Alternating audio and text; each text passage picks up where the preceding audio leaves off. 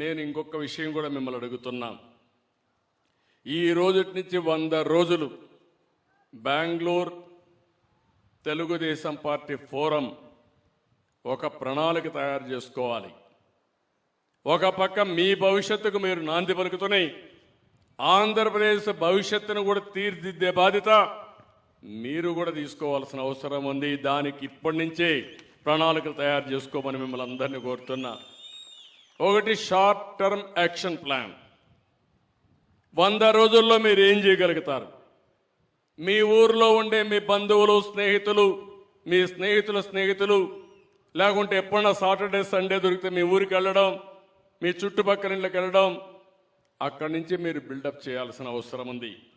Networking చేయాలి. మీరు ఒకే విషయం గుర్తుపెట్టుకోండి, నేను ఫస్ట్ టైం 78లో ఎమ్మెల్యే అయినప్పుడు స్టూడెంట్గా గ్రామానికి వెళ్ళి గ్రామాల్లో తిరిగి ఎన్నికల్లో నేను గెలిచాను, నన్ను గెలిపించిందే విద్యార్థులు అని చెప్పి కూడా నేను మీకు తెలియజేస్తున్నా.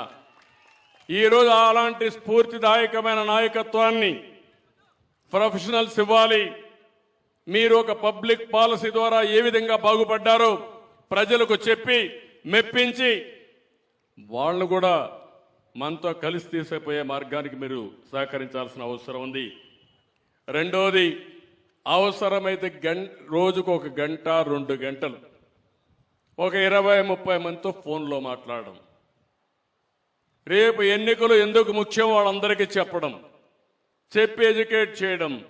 దీన్ని కూడా స్ట్రక్చర్ చేసి కాల్ సెంటర్, ఎన్ఆర్ఐస్ కానీ ప్రొఫెషనల్స్ కానీ ఒక కాల్ సెంటర్ ఎస్టాబ్లిష్ చేసి ఎవరెవరు ఎన్ని ఫోన్లు మాట్లాడారో చూసుకుంటే మళ్ళా డూప్లికేషన్ లేకుండా మనం అందరిని రీచ్ కాగలిగితే, కన్విన్స్ చేయగలిగితే, మీ వల్ల ఒక 2-3% ఓట్లు మార్చగలిగితే అది తెలుగుదేశానికి, ఆంధ్రప్రదేశ్ రాష్ట్రానికి చాలా ఉపయోగపడుతుంది. ఈ విషయం కూడా మీరు ఆలోచించాల్సిందిగా నేను మిమ్మల్ని కోరుతున్నా.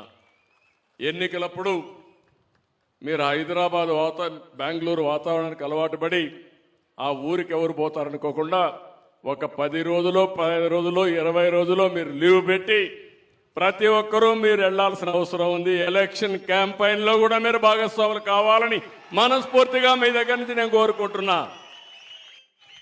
అదే మాదిరిగా మీరు పోవడమే కాకుండా అవసరమైతే ఇప్పటి నుంచి చారిటీ కూడా నేను ఒకటే చెప్తున్నా, గుర్తుపెట్టుకోండి. మనమందరం పైకి రావాలంటే సంపాదించిన డబ్బుల్లో ఒక 5% చారిటీ ఖర్చు పెట్టండి. అదే మరిగా రాజకీయాల్లో ఖర్చు పెట్టండి. మంచి పవర్ఫుల్ పబ్లిక్ పాలసీలు తయారు చేసి పబ్లిక్ గుడ్ కోసం ఉపయోగించే విధంగా మనం అందరం కూడా కృషి చేయాల్సిన అవసరం ఉంది. మీ గ్రామంలో అవసరమైతే 20 మంది, 30 మంది, 50 మంది ఉన్నారు. కొన్ని గ్రామాల్లో 200 మంది ఉన్నారు. ఆ 200 మంది కానీ కలిసి తలా ఒక 1000 రూపాయలు 2000 రూపాయలు వేసుకుంటే లక్షల్లో వస్తుంది.